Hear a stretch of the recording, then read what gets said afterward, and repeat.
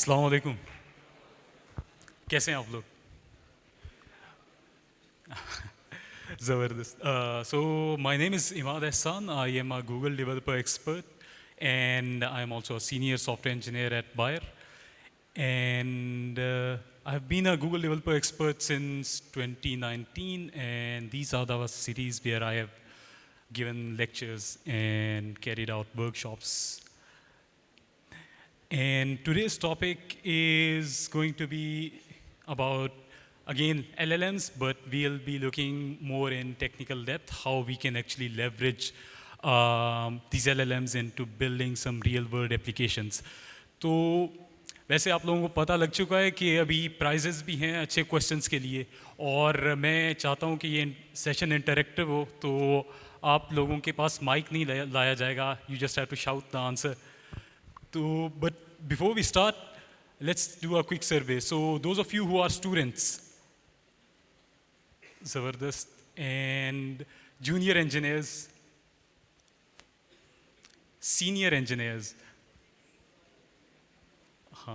very few. We need more of these coming, joining these events. Okay. And non-technical people, perhaps architects, we had a few of those. Good, good. I like that spirit. Okay, so, and people who have worked in machine learning. Awesome. So, would anybody like to take a guess what is an LLM? We know what they are, but yeah, please go ahead.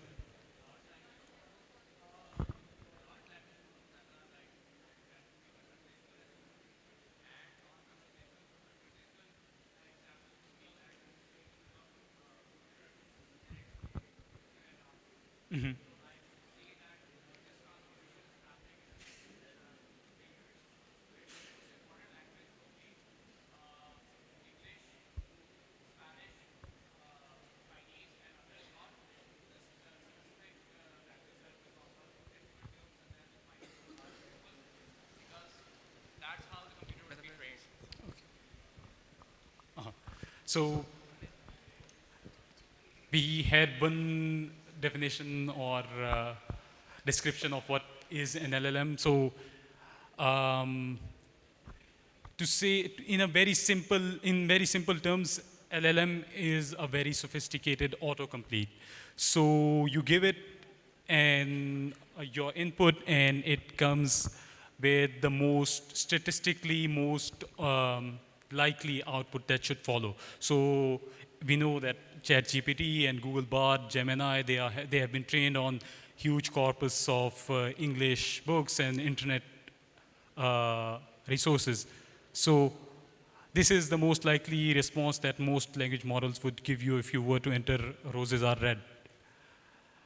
Same goes for code. You will get similar output. The thing that is that makes large language models sort of out of reach for normal developers like us humans, is that they are extremely large, really hard to train, and only trained by a few companies. So, but this open source movement initiated by, of course, Meta, these models like Llama and then Mistral AI's model, they have democratized access to these models, and we can start using them in building real world applications. And that's one of the applications that we'll be looking into today is using these models to make search engine, conversational search engine that uses your natural language question and also your repository of data to answer your question. So anybody who would like to take a guess what is hallucination? Quite a few people know. I think this time we'll need mics. Do we have?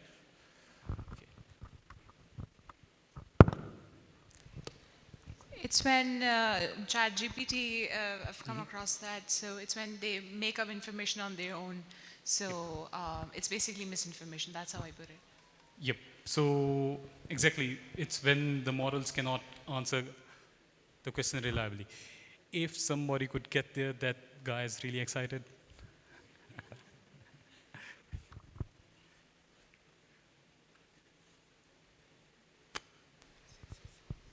We can say the hallucination is the wrong or fictional output generated by the language model. Yeah, we can say that. So moving on, the traditional problems that natural language processing tried to tackle were used to be entity extraction when we were extracting entities from sentences or paragraphs, or classification, classifying your input paragraphs into certain categories, or sentiment analysis like is this tweet positive or negative?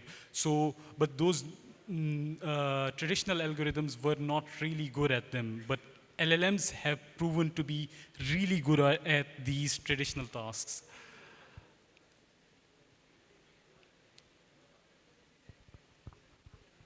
Do you get it? Okay. I believe not everyone gets it, but the language models have the ability to comprehend these jokes and also do reason about them.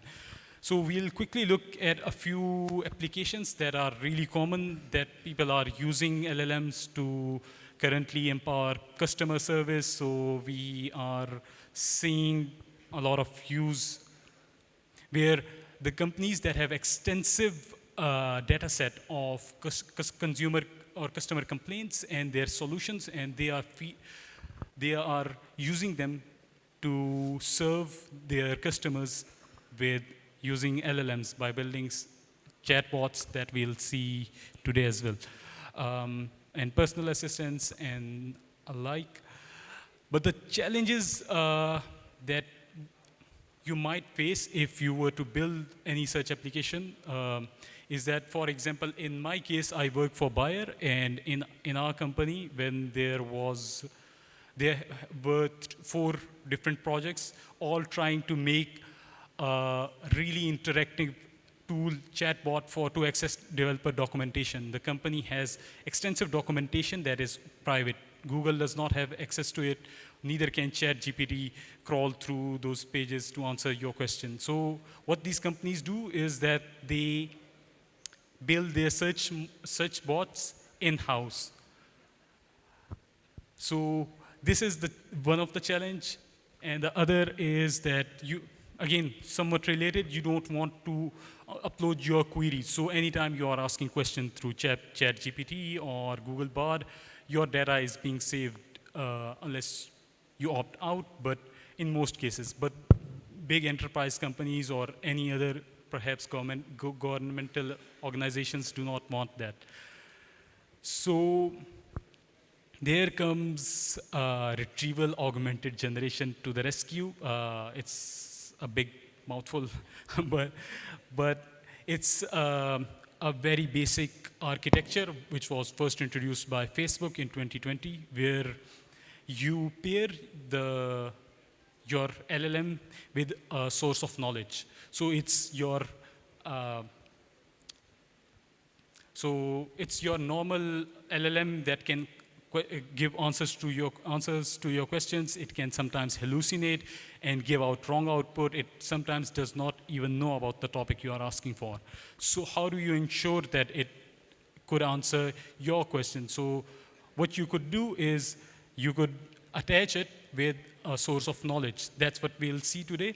And if any of you are interested in building any LLM-powered applications, this is the one that is really hot in the market these days.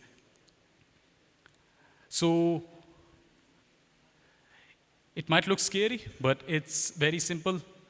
The whole here is, it's all software development.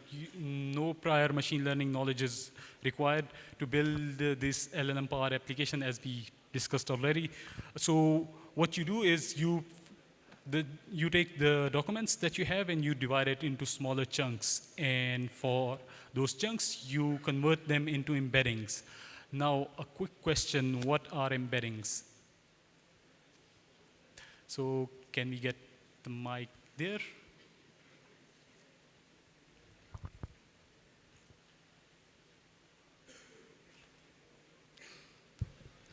Embeddings are basically vector representation of data. Yes.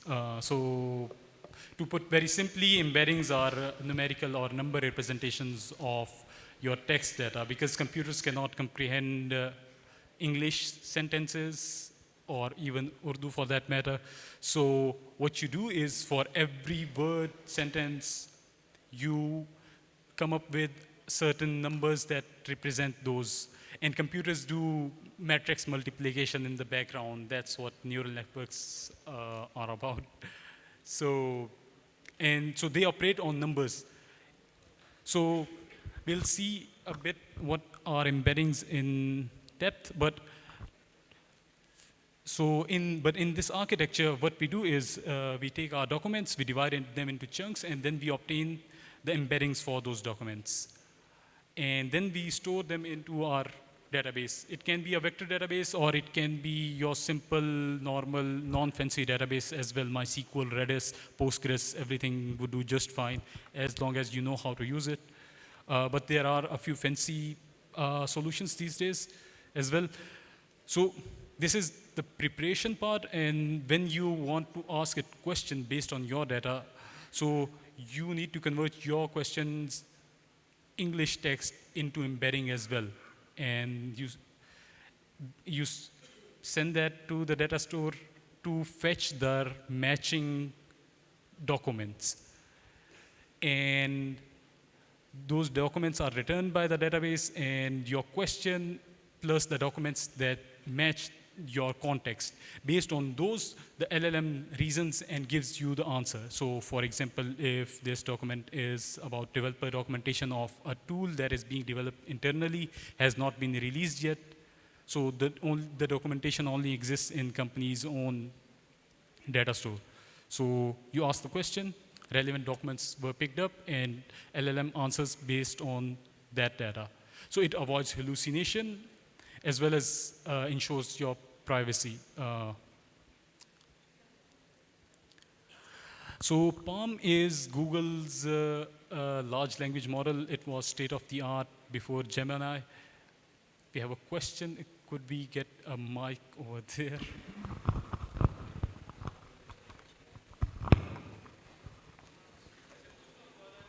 Yeah. Could you pass the mic?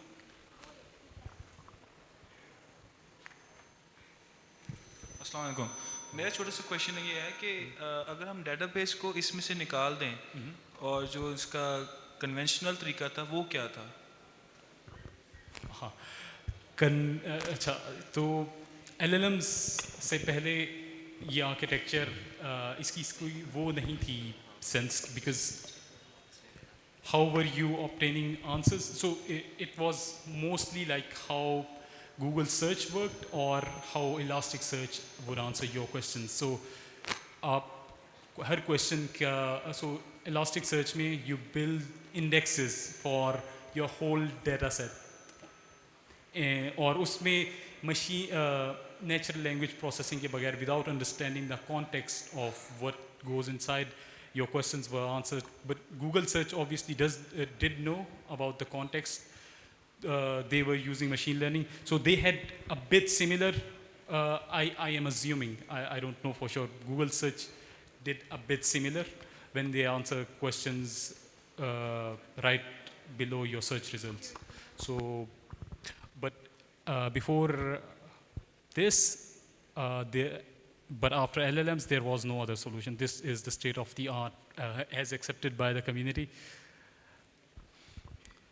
Okay, so PaLM is the model by Google, and now it will soon be replaced by Gemini. And to hota ye कि, let me show you this. So when you provide your training data to the model, what you have to do is the model learns the meaning behind the entities, the objects that are mentioned in your data. So hota ye कि, for example, men and women are mentioned in sentences. So you could say कि जो है ना,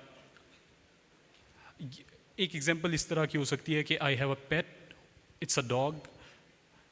तो the language model learns के pet and dog are similar, are related somehow, but you will not find an example where anybody would have mentioned कि I have a pet, it's a laptop, because that wouldn't make sense.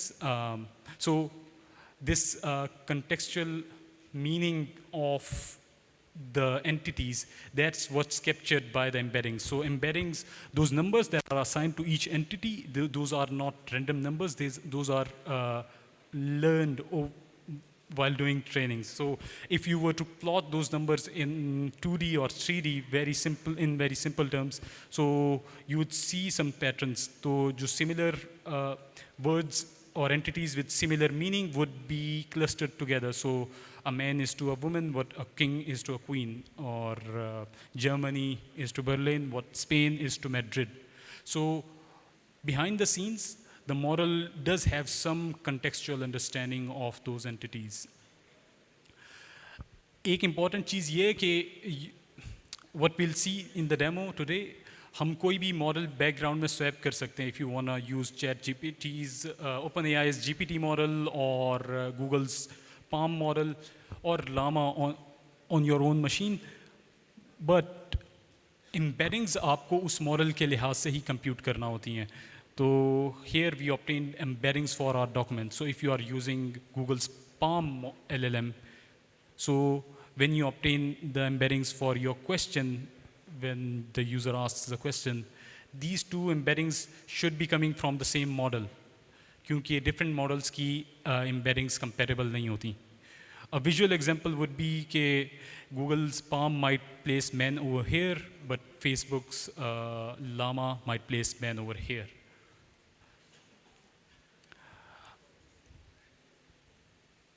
Okay, we can quickly look at the code, hopefully. Yes.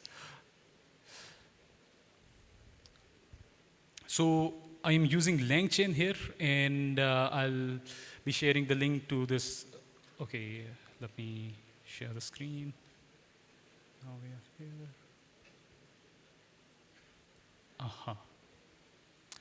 So LangChain has recently become a really popular framework to build these type of question answering applications. और यहाँ पे हमने LangChain से I am importing Vertex AI, which is Google's cloud AI service. बाकी चीज़ें, it's housekeeping stuff. You can read through the documentation. These are standard imports. Here is just a housekeeping function because I don't want to burn through my budget in a single day, my Google Cloud credits. So I have put rate limiting, and I am obtaining embedding. So it's very simple Python code. The main thing that I want you to focus on is here. We are obtaining an LLM object through Vertex AI, and we are specifying text Bison. Bison is one of the versions of Google's PaLM LLM. It comes in many different versions. For example, you might have heard Google's Gemini का एक model है Pro, Ultra. So based on these models, you get charged differently. The bigger models are more accurate but expensive. अच्छा, LLMs में you might have heard of temperature. किसको पता है what's temperature in an LLM? Do we have mics? Okay. Please raise your hands again. Could you get there? Okay, so temperature का जो parameter है इसके through हम ये चीज़ डिफाइन कर सकते हैं कि LLM कितना ज़्यादा क्रिएटिव होगा या कितनी ज़्यादा रैंडमनेस लाएगा अपने रिस्पॉन्स में. जिस तरह की उसकी एग्जांपल देता हूँ, एक केस में मुझे थोड़ा ज़्यादा उसको क्रिएटिव करना था, like it was generating a horror story. So उस केस में मैंने टेम्परेचर ज़्यादा रखा कि वो ज़्यादा क्रिएटिव हो सके. और एक केस में मुझे फाइनेंशियल डॉक्यूमेंट्स को एनालाइज करना था और ज़्यादा फैक्चुअल किस्म की चीज़ करनी थी, तो उसमें टेम्परेचर लो सेट किया. Exactly. So temperature essentially controls how predictable the outcome of your LLM would be. If you want it to be creative, you bump the value to close to 1. If you want it to be deterministic, give out the perfect output, same deterministic output every time, set it close to 0. And top P means the tokens or the documents that you will be picking. So for them, the probability should be, I believe it's 0.8, so 80% and above. And top K tokens, 40 tokens will be picked. This is again some, this method is for obtaining embeddings. We are creating an embeddings object. These are some very simple examples. We can start using it as how we use ChatGPT. So with LLM object, we can start asking questions from it. If you have any interesting question, we can try that as well. Or, okay, so we can probably try it here.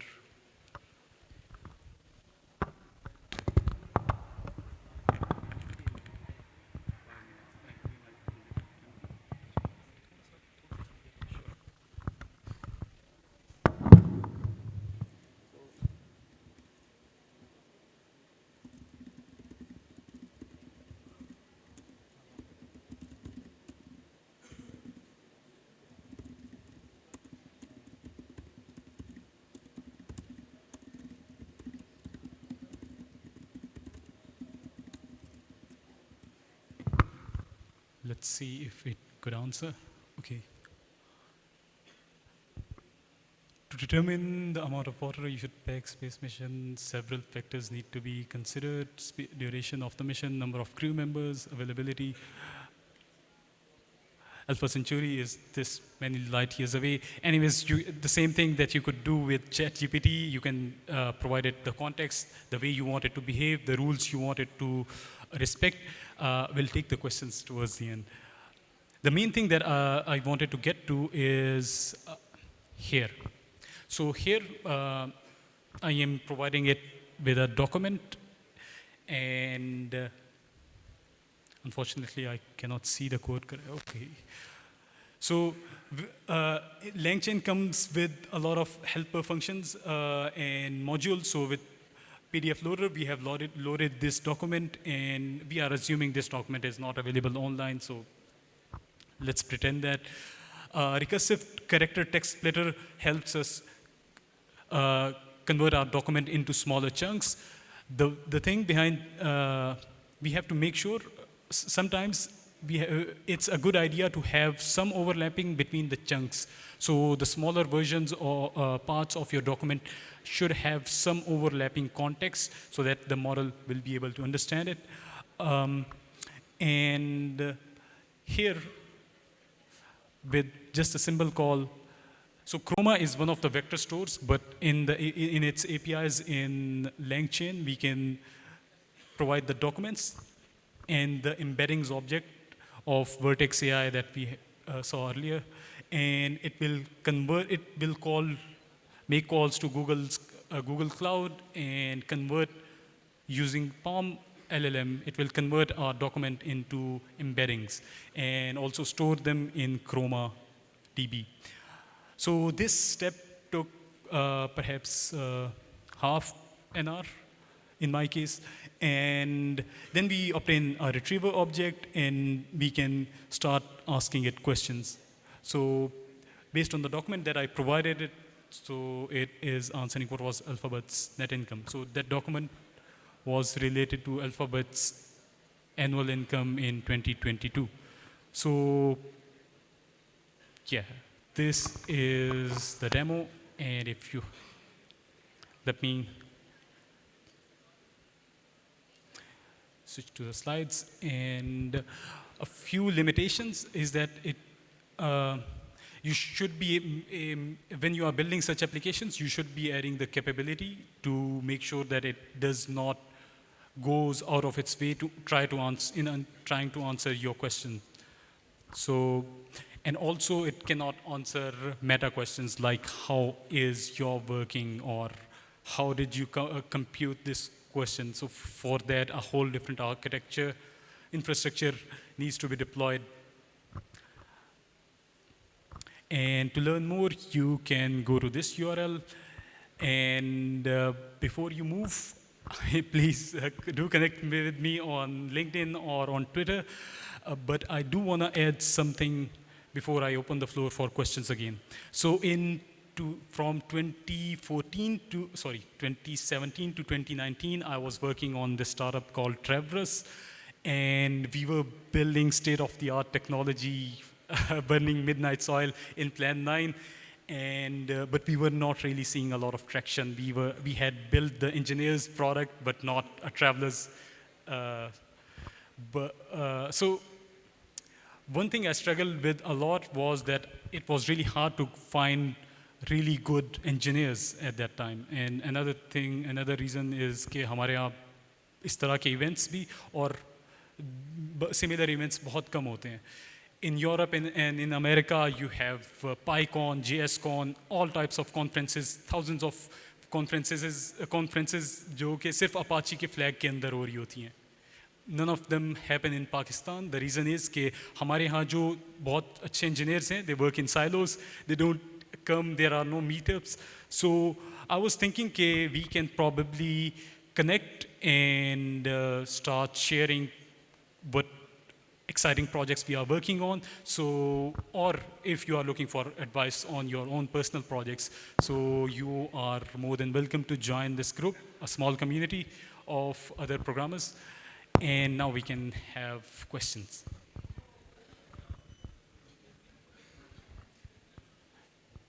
So, yes, can we get mic?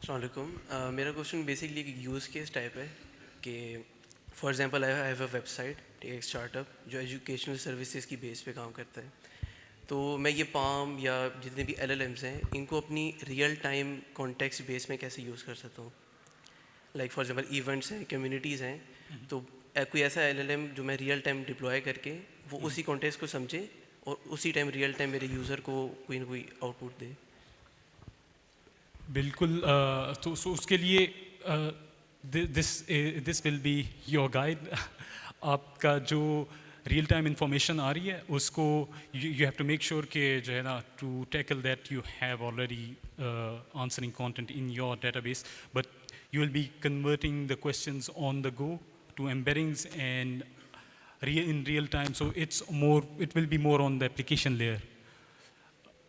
So same thing can be easily applied there. Over there was a question. Yes, please.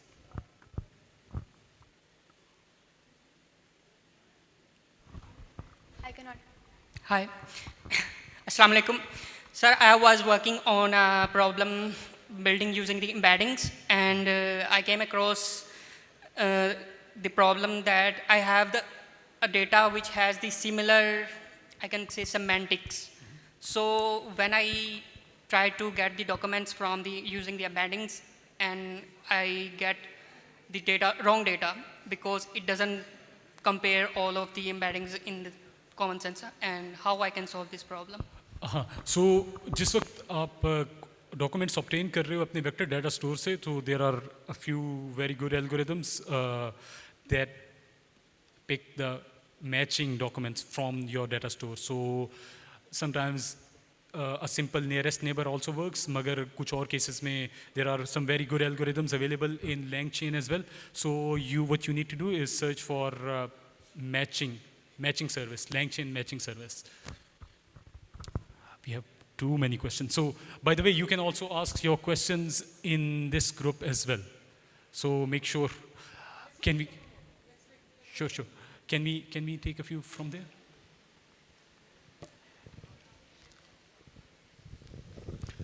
Also from those ladies after this one. So my question is that as a developer who is developing a conversational engine basically, so the question came before that how do you train on the go and get the response? So in this case how can we handle scalability? Because एक time पे हमारे पास काफ़ी ज़्यादा लोग search भी कर रहे होंगे और दूसरे उसके साथ ट्रेन भी हो रहा होगा, तो उस केस में स्केलेबिलिटी कैसे काम करेगी, क्योंकि ट्रेनिंग के लिए भी हमें काफ़ी ज़्यादा कंप्यूटेशन पावर चाहिए और at the same time users को सर्व करने के लिए भी. So, what you would do is trainings may mostly you are training your model, you are not training your model as every single input is coming in. What you do is you save them in a queue or keep record of the new training data that you will use to fine-tune your model. So you train your model overnight, once a week or once a day, and then deploy your model. So it's really not a good idea to do training with every example. Please. Okay.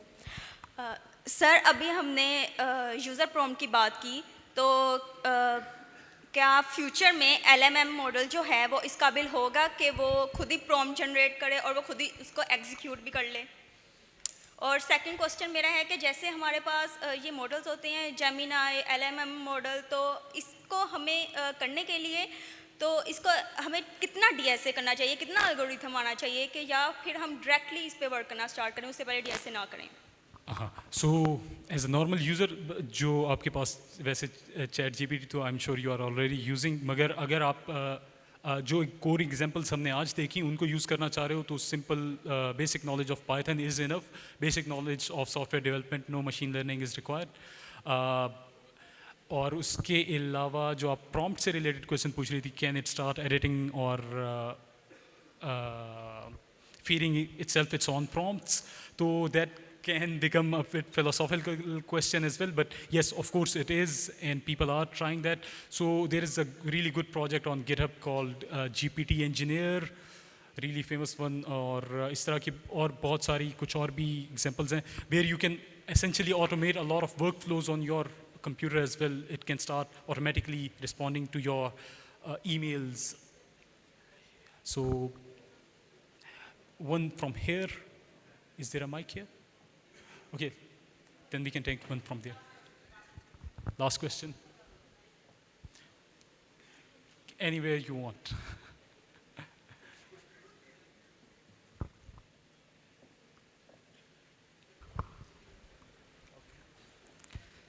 First of all, thank you, Emad, for good presentation for PaLM LLM.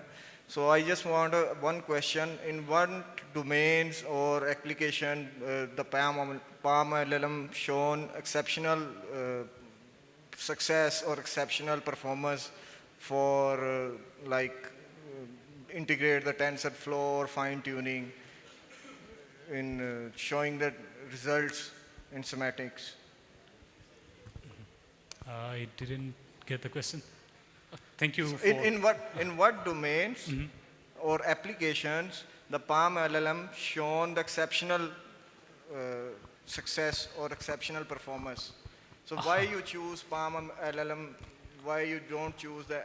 That's a good question. So Google specifically trained, and so they haven't publicly released it yet, but they trained it and were really confident that it performs really good in medical domain. Of course, they are also trying to compete with ChatGPT in the general domain, but in the medical domain, also there is one LLM Alpha Code, which is really good at competitive programming, जहाँ पे आप लोग algorithms और data structures use करके problems really quickly solve कर रहे होते हो. तो that also shares some architectural things with PaLM, but it also is very similar to AlphaGo. By the way, one addition to the question that was asked from here about scalability, there's a really good talk on YouTube called Scaling ChatGPT Behind the Scenes. It's from engineering manager from ChatGPT, and it's really good watch. So I do recommend that. And for those of you who couldn't ask your questions, you can post them in the group. Thank you.